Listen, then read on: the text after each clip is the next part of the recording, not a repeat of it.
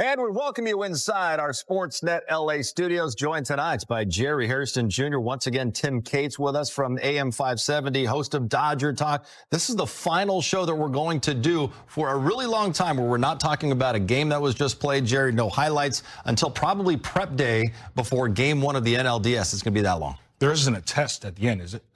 Okay, good, because I didn't really like shock exams. I wasn't good at that, but I am anxious to get some baseball games underway. Tomorrow is the day. Yeah, it feels like we're the only three guys not watching Sasaki pitch today in Arizona. Well, and speaking of that guy, because the big news from camp in Arizona today was Roki Sasaki taking the mound to face hitters in live BP for the first time this spring. As expected, it wasn't just a big deal for the media and the fans at Camelback Ranch, but all of his teammates, for the most part, gathered around to watch as well. Sasaki threw 2 innings, gave up 2 line drive base hits, had a couple strikeouts. Afterwards, Roki discussed taking that next step in his transition to the major leagues. Roki, to take part in your first live BP today. First, how did it feel just to be out there? Obviously, a lot of eyes were on you. So how do you feel it went? 今日初めてのライブ BP になりましたけど、今日投げてみて、気持ちだったり、全体的に感想を聞かせてください。そうですね。最初だったので、こう感覚というか確かめながらになったんですけど、ブルペンの感覚、今までこう、踏んできたブルペンの感覚よりも、予想してたよりは、いい状態で投げれたかなと思います。Obviously, because it was my first time, I was feeling out how things would go, but I did feel that today went better than I'd felt in my bullpens leading up to today. Your next step will be in Cactus League games. What is the focus for you when it comes to just getting your feel and getting ready for the regular season? Just looking over the things that didn't go well today, reviewing the data, reviewing the video, and working to improve those things. What did you feel better about today compared to your bullpens? Just overall, my velocity was better, and having hitters in the box, even though I threw a decent amount of balls, I felt that my command was sort of where I was generally aiming for. During the recruitment process, you kind of were curious to see what teams would say about you getting your velocity back. What's the progress been like in trying to get that velocity back to where it was before last year? Just improvements to my delivery. I think my sort of training regimen is the same, and I can't really talk about specifics, but just improvements to my delivery.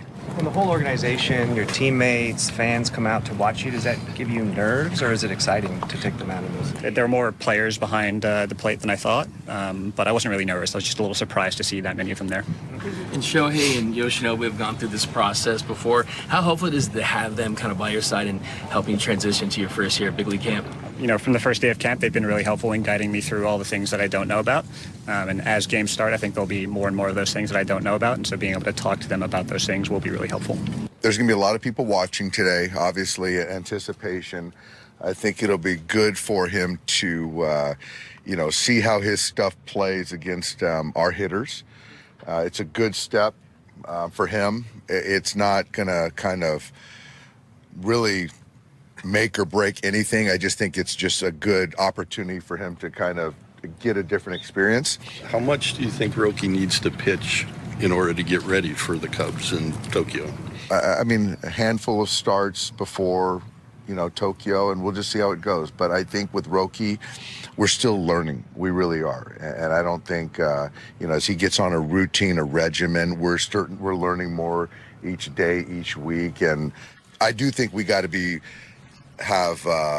give ourselves him some kind of be able to read and react a little bit with him. What can we really expect from him as a rookie just this year, and sort of obviously understanding that there's a lot of depth and talented arms behind him and in front of him? I think that we should be able to expect him to fill up the strike zone, go as hard as he can for as long as he can, to learn from each outing, and after that, everything else will take care of itself. Obviously, the event was quite the spectacle. Fabian Ardaya of The Athletic tweeting out this photo saying the entire Dodgers organization is catching a glimpse of Roki Sasaki's live BP, or at least it seems like it, and it was the next big step in Roki's progression today, throwing that live PP. It's not a game situation, Jerry, but how important was it for today for Sasaki and his progression, because he might be considered to start game 2 in Japan? Yeah, obviously it's important because he needs to get some innings under his belt. Listen, there is nerves. I don't care who you are. This kid is a young man. Yes, he's pitched in big games before in Japan. He pitched in the WBC for Japan, but this is the big leagues, facing some big league hitters, and all those guys behind the cage watching him. He knows all eyes are on him, not just here in camp, but the cameras back at home watching his every pitch, his delivery. But the most important thing, I think he understands, is getting with the coaching staff, making sure there is a buildup happening. 2 innings here, maybe another simulated game, and then get to start in camp and start building innings and be ready for Japan. It was interesting to hear Dave Roberts say that we're still trying to figure him out. He's trying to figure us out. It's like when you get a new car. You like it, it's shiny, it's got all the new bells and whistles. You're still trying to figure it out. You may hit the wrong buttons a couple of times, but I think this is the perfect opportunity for them to get on the same page with Roki, and goes from bullpen session to live BP. Next step, Camelback Ranch pitching in a spring training game. Yeah, and 2 years younger than Yoshinobu Yamamoto when he came over, and Yamamoto was a 3-time MVP already in Japan, and Roki not quite as decorated in terms of all those awards. Now, Sasaki, he faced 3 MLB veterans, David Bodie, the former Chicago Cub, a pair of former NLCS MVPs in Tommy Edman, and also Eddie Rosario, the former Brave. Jerry, obviously it's not game action, but what can Roki take away from facing big league hitters for the first time today? Well, I think a little bit of feedback. Obviously, the big leaguers are trying to get their footing, obviously seeing pitches as well, but Tommy Edman can kind of tell the pitching coaches, obviously Roki himself through the translator, what he's seeing. You know, is he showing his ball too early? You know, as hitters, I want to see the ball right away out of the pitcher's hand. When a pitcher is hiding it, it's so much more difficult for the hitter to pick it up, and the ball's on you. Is this split, has that late dart out of the zone?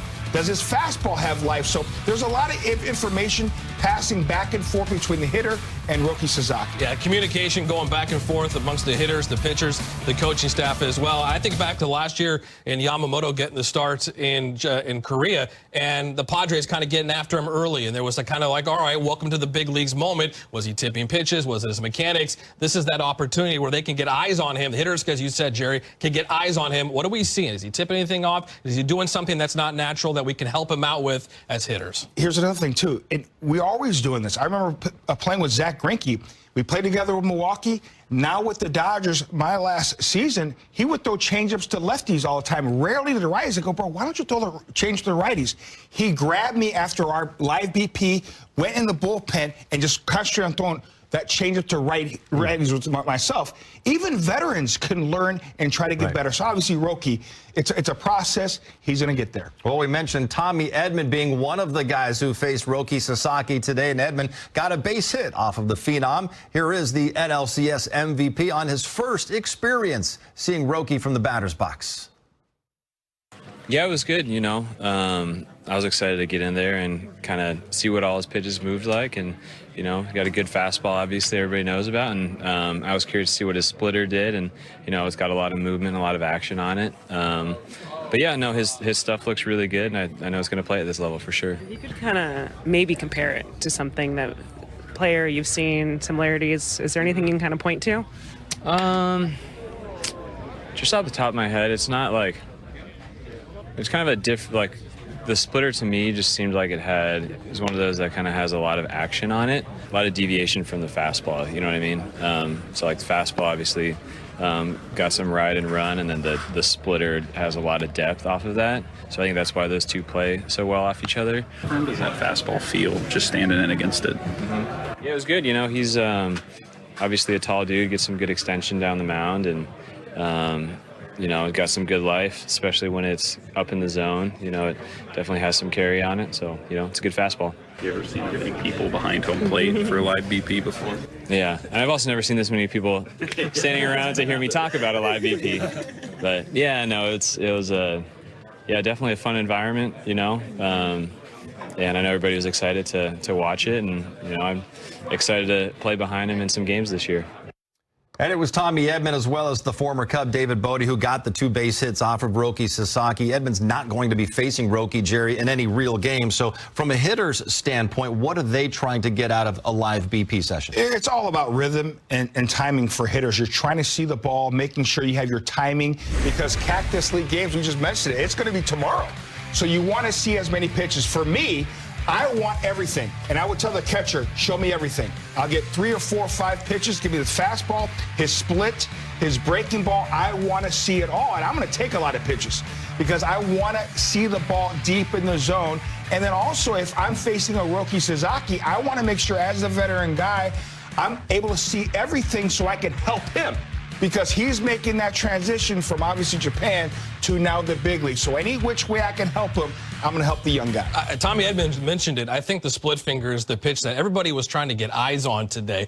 Fastball is one thing, but that split finger is his go-to pitch, and it's been talked about for the last 3 years over in Japan. They wanted to see what it looked like, what the depth was all about. How real is it? Yeah, Will Smith today said it was fun to catch, and when Austin Barnes caught his first bullpen, he said it's difficult to catch that. That's how much movement his splitter does have. Now, just one more sleep until the Dodgers take the field for Cactus League play. Tomorrow at noon, the Dodgers facing the Chicago Cubs. You can watch every Cactus League game right here on Sportsnet LA. March 18th and 19th, wheels up to Japan for that Tokyo series, also against the Cubs. Then it's back to Southern California, March 23rd, the annual Freeway Series with the Angels. March 27th is the home opener against AL Cy Young Award winner Tarek Skubal and those Detroit Tigers. Not only will Yoshinobu Yamamoto start the regular season opener in Japan against the Cubs, Dave Roberts announced today that Yoshi's going to start tomorrow's Cactus League opener also against the Cubs. Tim, spring games, we know they're not a very big deal, but it'll be fun to see Yoshi back out there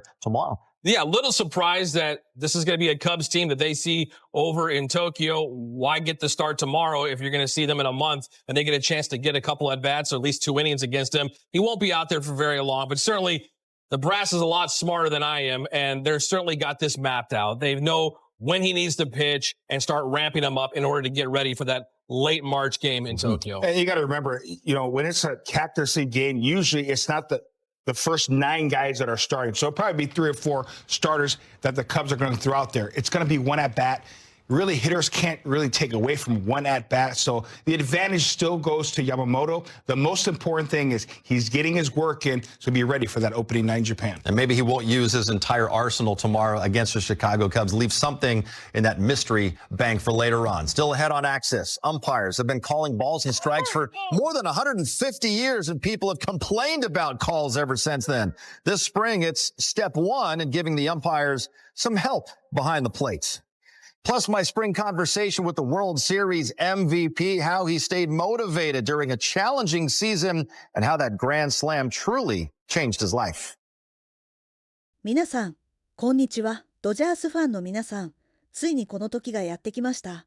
2025年シーズンに向けて、ドジャースは完璧な準備を進めています。スプリングトレーニングも順調に進み、選手たちはすでに素晴らしいパフォーマンスを見せています。そして、何よりも注目すべきは、大谷翔平の活躍です。ロバーツ監督も、翔平は今月中には確実に登板する、と明言し、ファンの期待が一気に高まっています。開幕戦では登場しないものの、彼がマウンドに立つ日はもうすぐそこ。MLB を代表する二刀流プレイヤーが、どんな圧巻のプレーを見せてくれるのか、想像するだけでワクワクしますよね。さらに、スプリングトレーニングでは、山本由伸と佐々木朗という日本が誇る2大エースも絶好調。ロバーツ監督は山本の適応スピードに驚愕し、彼は毎回ボールを投げるたびに進化している、と絶賛。佐々木もまた、MLB の環境に少しずつ慣れ、確実に自信を深めている様子がうかがえます。カクタスリーグの開幕戦で、